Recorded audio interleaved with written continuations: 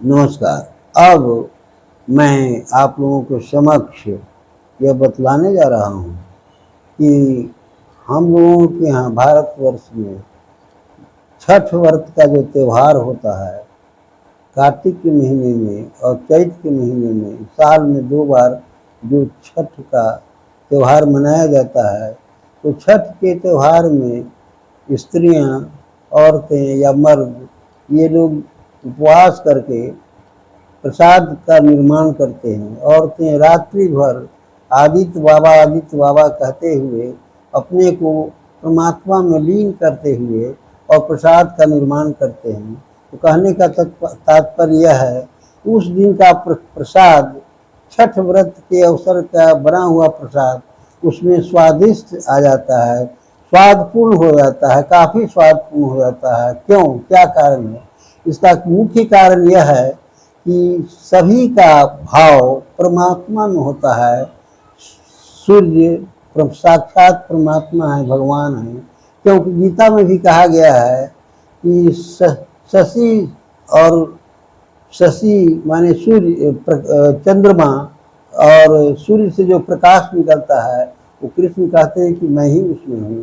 तो परमात्मा की स्मृति में दिन रात लगे रहते हैं और इस भाव को लेकर प्रसाद की तैयारी करते हैं और यह सोचते हैं कि यह प्रसाद भगवान को अर्पित करना है, भगवान को चढ़ाना है, इसलिए उसमें काफ़ी स्वाद आ जाता है।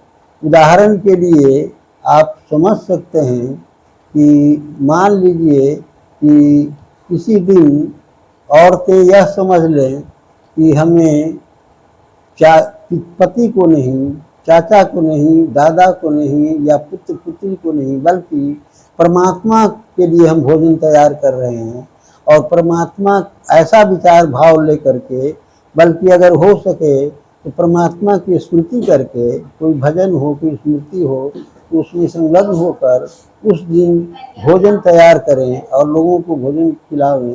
उस दिन के प्रसाद भोजन में, महाप्रसाद में काफ़ी स्वाद आएगा, अन्य दिनों की अपेक्षा काफ़ी स्वाद आ जाएगा और इसीलिए छठ के त्यौहार में वो स्वादपूर्ण प्रसाद का निर्माण हो जाता है। इसलिए उस शक्ति की, साक्षात शक्ति की स्मृति होती है और इतना ही नहीं, उपवास करके दिन रात स्त्रियां उसमें लगी रहती हैं और सूर्य को साक्षात परमात्मा माना गया है। कहा गया है कि रवि मंडल देखत लघु लागा, उदय ताहि त्रिभुवन तम भागा। सूर्य का आकार देखने में छोटा लगता है कि बस एक बित्ता का गोलाकार है, लेकिन उसमें कितनी अपार शक्ति है कि सूर्योदय होते ही वो तीनों लोकों का अंधकार दूर हो जाता है और सूर्योदय के पूर्व सूर्य के रथ पर बैठकर 60,000 ऋषि स्तुति करते हैं और उसके बाद ही सूर्योदय होता है। ये परमात्मा नहीं तो और क्या, साक्षात प्रभु हैं, परमात्मा हैं, इसलिए इनकी स्मृति आवश्यक है। और समझिए कि सूर्य में वो सेमंतक मणि का गुण पाया जाता है। सत्यजित को सेमंतक मणि दिया गया था। उस मणि में क्या खूबी है? यह खूबी है कि जहाँ यह मणि रहती है वहाँ अकाल नहीं पड़ती है और रोगग्रस्त लोग नहीं होते हैं। तो भारतवर्ष में जो सूर्योदय होता है, इसकी काफ़ी विशेषता है, क्योंकि सूर्य के प्रकाश में ऐसी शक्ति है कि हम अन्न पैदा करते हैं। बिना सूर्य के प्रकाश के, बिना वायु के, बिना परमात्मा के सहयोग के अन्न पैदा नहीं होगा और न फल होगा।